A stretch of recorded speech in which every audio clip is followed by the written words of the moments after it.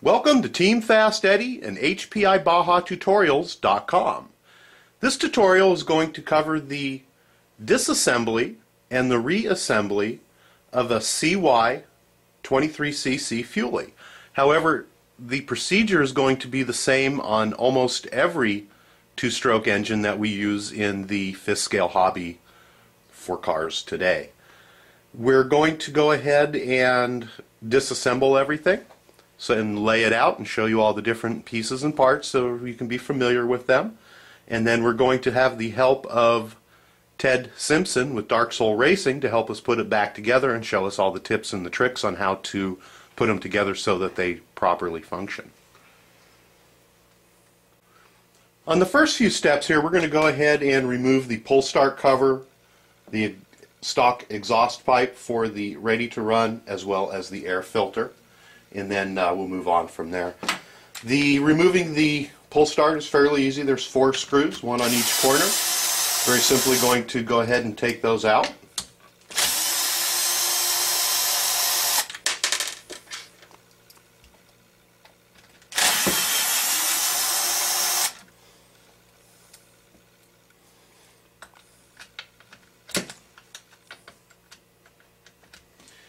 Go ahead and put your thumb on to hold the cover, and ooh, got a tough one here. There we go.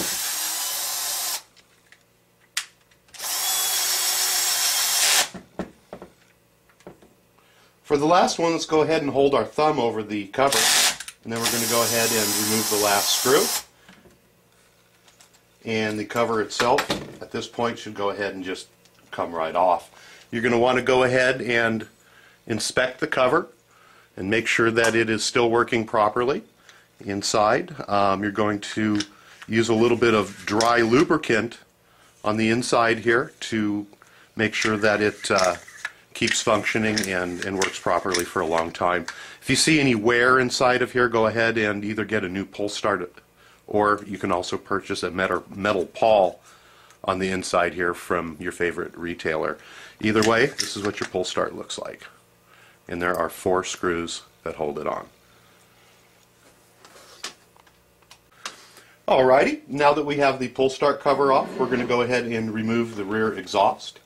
And if you have a different pipe on, they remove the same way. Basically, there's going to be 2 screws that hold on your exhaust.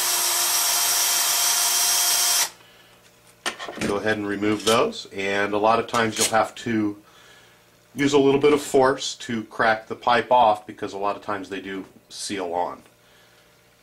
And again, this is the stock exhaust pipe and the 2 screws. If you're using an aftermarket pipe or a tuned pipe, the screws are going to be much shorter.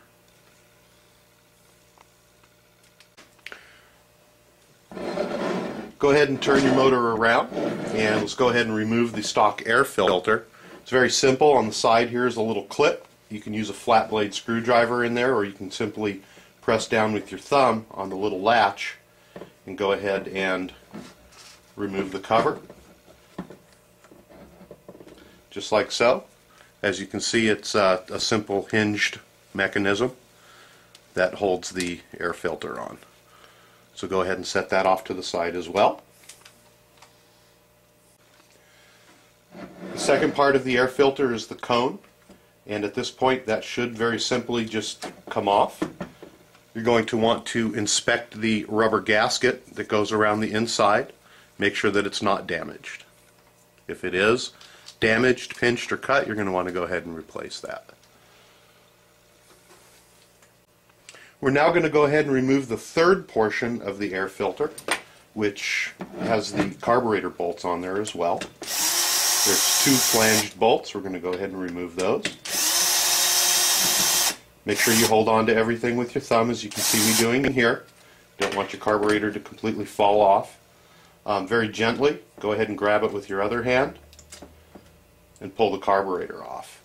You have 2 bolts, which we're going to go ahead and remove. You have your third portion of your air filter cover, and there's a small gasket on that. Going to set those aside, and we're going to turn the carburetor around, and I've been holding on there the gasket with my thumb. Sometimes the gasket can be sticky on there. Go ahead and remove that. Anytime that you do remove a gasket, you're going to want to replace it with a new one just out of good practice so you don't get any air leaks. Go ahead and find a Ziploc baggie, and we're going to go ahead and seal this up airtight. We are working in an environment here where there might be a lot of dust and dirt, so we're going to go ahead and put that into a Ziploc baggie just to keep any debris out of it. And you're going to seal it up just like so and set it to the side. Now let's go ahead and remove the isolator block, or some call it an intake manifold. And sometimes the bolts on these can be a little bit stiff. Sometimes you can take them off with your electric wrench. Sometimes you'll need to use a manual wrench. So it looks like we're half in luck here. So we're going to go ahead and grab our manual wrench and put it in there. And go ahead and finish taking this one out.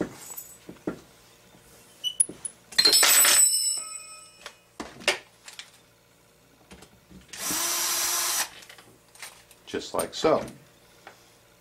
Let's go ahead and set the isolator block off to the side. The isolator block, or the manifold, looks like so. And again, there's going to be a gasket on here, which sometimes can either stick on the engine or it can stick on the isolator block. Go ahead and peel that off, and we're going to replace that as well. That's your isolator block. Now that the isolator block is off, we're going to go ahead and start to pull off all the plastic as far as the top shroud and then the metal front shroud as well. To do that, we're going to need a Phillips head screwdriver on these units. They do come stock with Phillips head screws.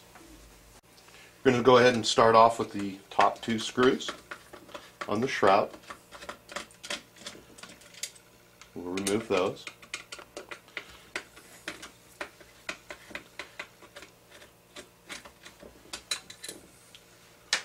And go ahead and take a look, and then on the bottom there'll be two more, and then on the side is an additional screw. Go ahead and remove those.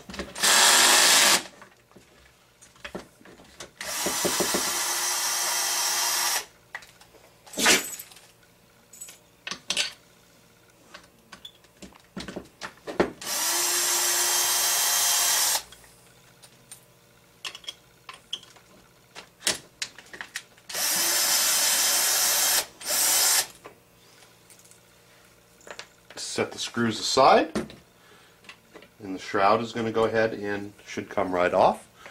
You're going to want to go ahead and take a look at the shroud, clean it up if there's any grass or dirt inside, and also inspect it on all the mounting points all the way around for cracks. If there are any cracks on there, we do suggest that you go ahead and order in a new shroud and replace it. Take a look at this point.